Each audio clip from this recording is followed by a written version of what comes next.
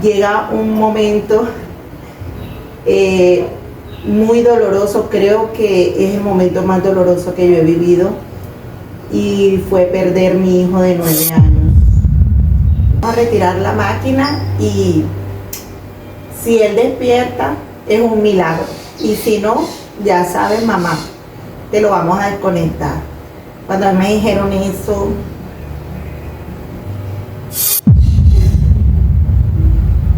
yo salía de la habitación y yo lloraba amargamente y le preguntaba a Dios en esos momentos por qué el niño era egoísta conmigo, porque quería irse con Dios y no quedarse con nosotros. Ese momento marcó mi vida en dos.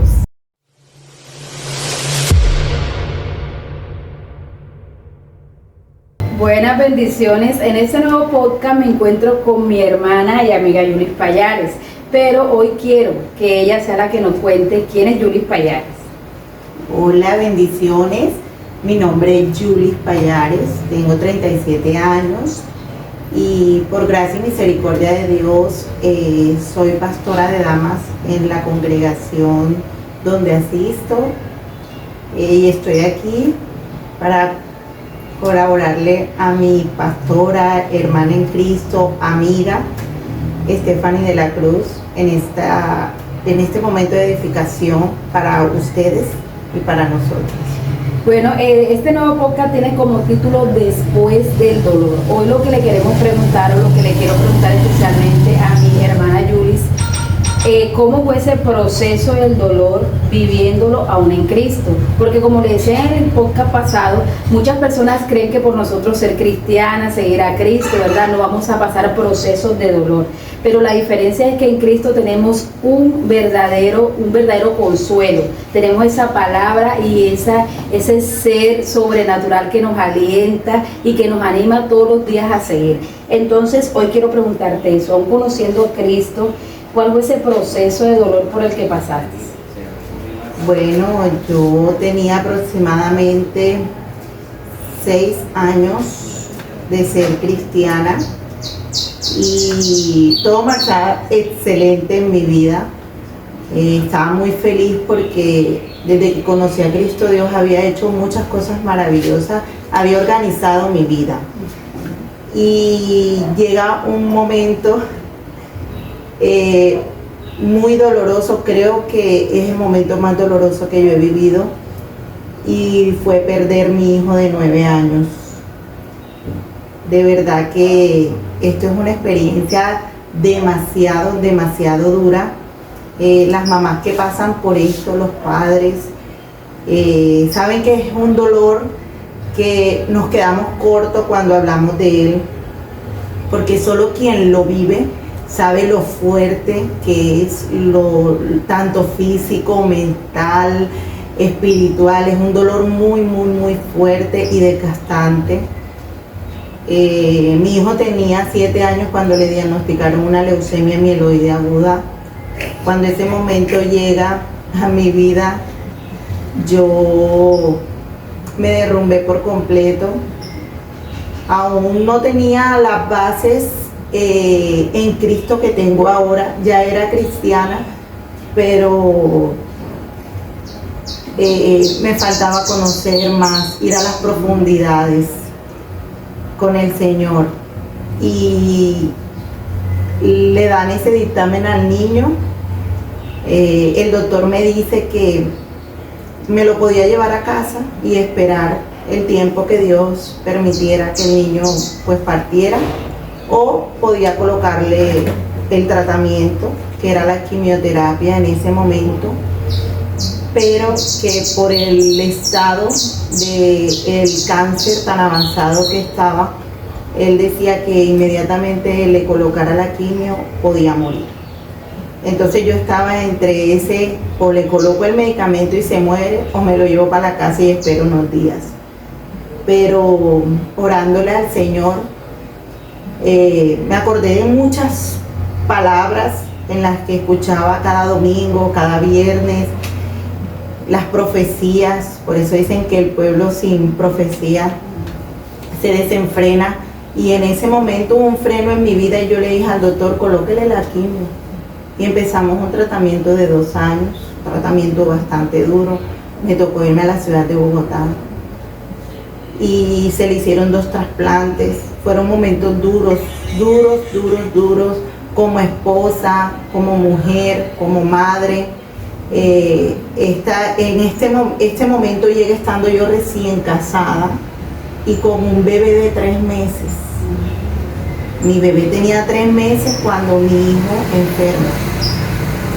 Fue muy duro experimentar el quitarle el pecho al niño, las quimioterapias. Yo, cuando este proceso empieza, yo le dije a Dios que cambiaba el dolor de mi hijo por el mío.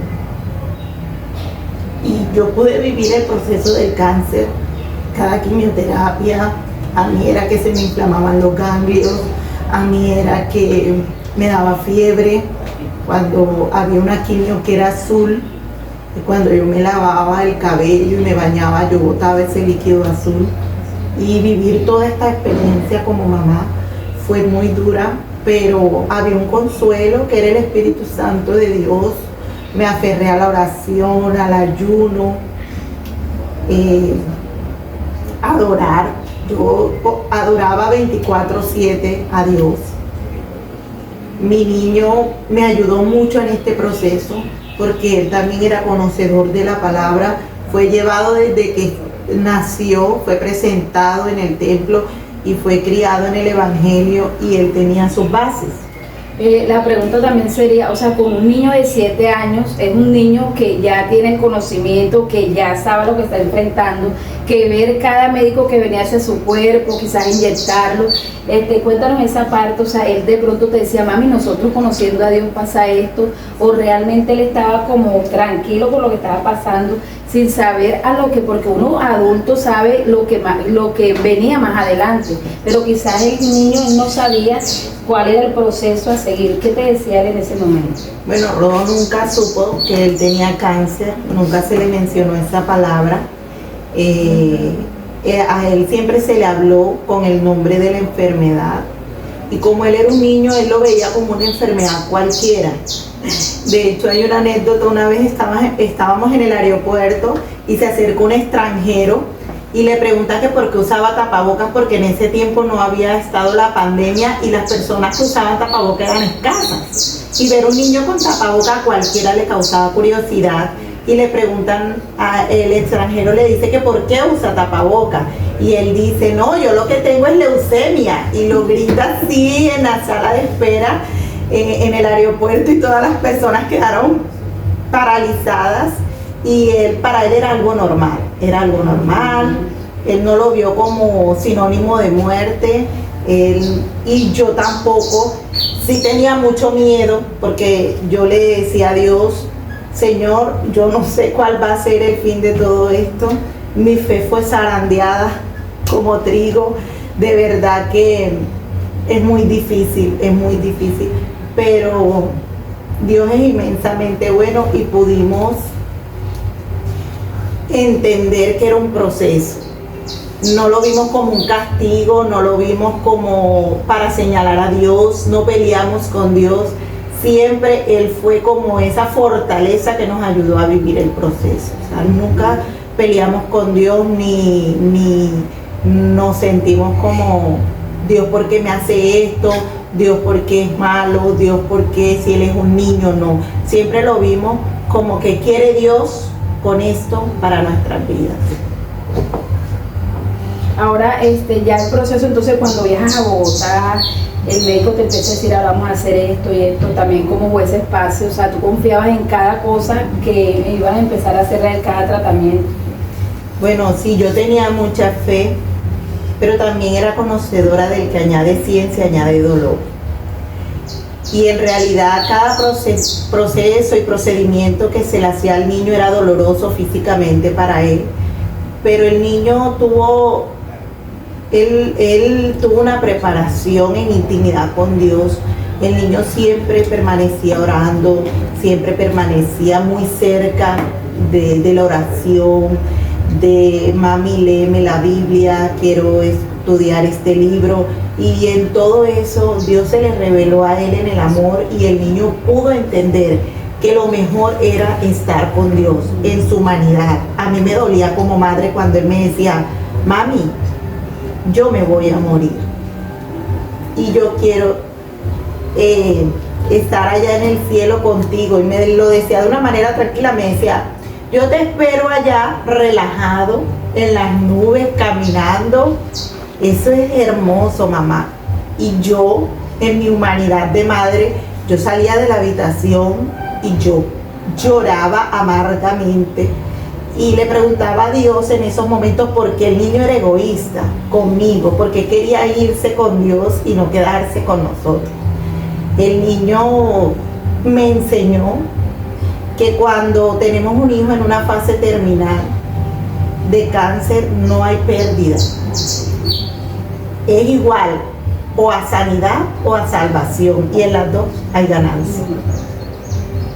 Y poder entender eso es estar bien agarrados de la mano de Dios, ¿verdad? Esto de que el niño te dijera esto, o sea, cómo es para una madre no llorar delante de su hijo en medio de esta situación, y es más frustrante para nosotros porque uno quiere como abrazarlo, llorar junto con ellos, pero aguantarte tú y después salir afuera a llorar, también una fortaleza que viene ahí de parte de Dios. Él me decía esto siempre y yo me salía y lloraba amargamente horas. El niño, cuando yo entraba, se me notaba. Cuando una persona llora, tú la conoces, porque igual el cuerpo muestra lo que está sintiendo, lo que está viviendo. Y él me decía, estabas llorando, ¿verdad? ¿Qué haces llorando? Si en mi iglesia dicen que lo mejor es irse con Cristo, que uno se porta bien, hace lo que Dios quiere y vive una vida conforme a Dios, es para irse para el cielo. Y si yo me voy para el cielo, ¿tú por qué lloras? Entonces era ver esa madurez en él que me empezó a enseñar, o sea, él me enseñó y yo empecé a ser fuerte. El Espíritu Santo me fortalecía porque a través del niño el Señor estaba haciendo una obra. A mí me daba miedo porque yo tenía una condición en el corazón que en ese momento yo decía, va a pasar en cualquier momento, no voy a aguantar. Toda mi familia vivía a la expectativa de eso. Mi mamá decía, Julie no va a aguantar eso. Y ver que el niño primeramente, él pide un último deseo. Él me dice, ma, yo quiero morir en mi casa. Yo no quiero morir en esta ciudad fría, yo necesito irme para Barranquilla, yo necesito estar allá. El niño entra a UCI y el niño se me quedaba, las máquinas se paraban y yo lo estremecía. Yo le decía, papi, papi, papi. Y yo oraba, me sacaron, me dijeron, ya el niño lleva mucho tiempo entubado, el niño ya no responde, hay que retirarle. Él lo que está respirando es la máquina por él. Vamos a retirar la máquina y si él despierta es un milagro. Y si no, ya sabes, mamá, te lo vamos a desconectar. Cuando me dijeron eso,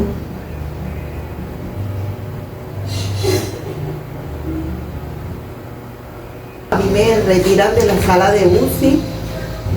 Yo afuera lloraba y yo le decía a Dios, Dios, yo a ti te oía, pero mis ojos te han visto en cada proceso. Yo me tengo que llevar mi hijo vivo. Yo necesito ver ese milagro. Si tú existes, y yo sabía que existía, pero yo reté en ese momento a Dios. Yo le dije, Dios, si tú existes, devuélveme mi hijo. Dale la oportunidad de ver a su familia como Él quiere. Y así fue, el niño despertó. La doctora que lo estaba viendo en UCI me dijo, mamá, yo no sé qué energía extraña tú manejas, pero el niño despertó. Eso no era ninguna energía extraña, eso era el poder de Dios, que hay personas que no lo entienden, pero yo sabía que Dios nos había dado una oportunidad para que el niño pudiera ver a su abuelita, a sus hermanitos, a su hermana, a su papá, todo, y pudiera partir tranquilo y conceder ese deseo que él tenía, que era venir a su calor, porque Bogotá es muy frío, comerse un asado de manos de su abuela, un sancocho, y todo esto pasó. El niño agrava, el niño se agrava, ya pasamos fin de año juntos, en familia, con el niño se agrava un 2 de enero y el niño muere un 6 de enero. O sea, pasó todo el tiempo de diciembre bien, su viaje en avión a pesar de la condición con la que había estado en UCI. O sea, esto podemos ver un gran milagro de Dios en medio de un enfermo desahuciado, prácticamente por la ciencia médica. Pero cuando Dios o cuando el ser humano dice hasta aquí, ¿verdad? Dios da más oportunidades para que las personas se den cuenta que hay un Dios todopoderoso. Entonces, Él está en este tiempo aquí en diciembre, convive, pasa el 31 y en enero es cuando se pone peor. Sí, en enero se me agrava, se le bajan las plaquetas, el niño hace varios paros respiratorios. Había algo que el niño había dicho. El niño me dijo: mamá, si a mí me da un paro, no me maltrate. Yo cuando bañaba a mi hijo, de pronto las personas que han tenido un paciente con cáncer en casa saben cuánta pérdida de masa muscular hay en el cuerpo. Yo bañaba a mi hijo, yo bañaba solo sus huesitos borraditos con su piel. Ahí no había músculo, era muy frágil.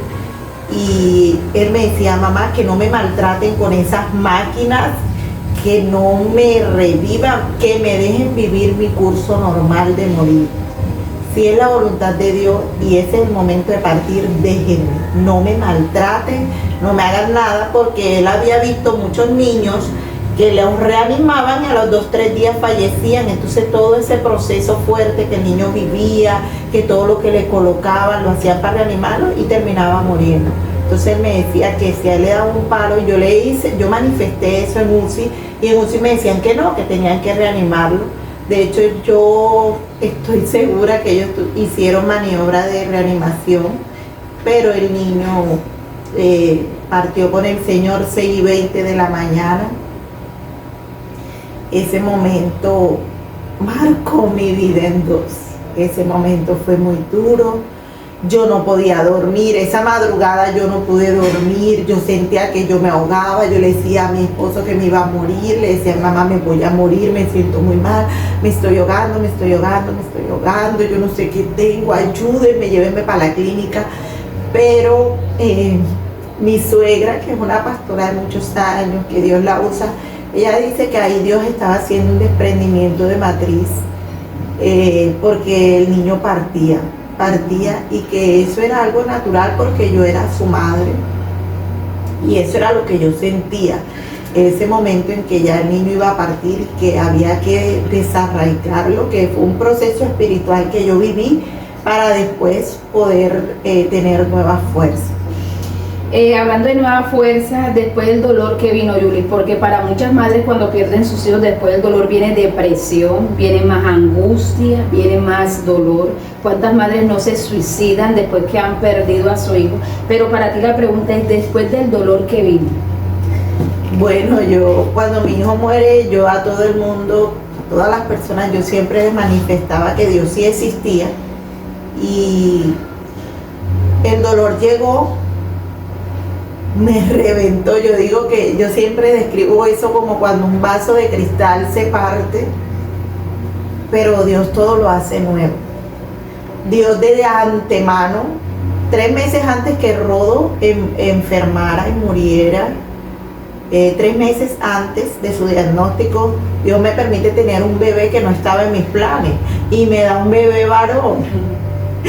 Y cuando él muere, ya empieza un proceso en el que yo me levanté al día siguiente después del sepelio y yo me senté y yo dije: ¿y ahora qué voy a hacer? Si yo tenía mis 100.000 alarmas, que le tocaba este medicamento, que tocaba hacerle esto, que tocaba cambiarlo de posición, que tocaba cambiarle el pañal, que tocaba hacerle el masaje, la terapia.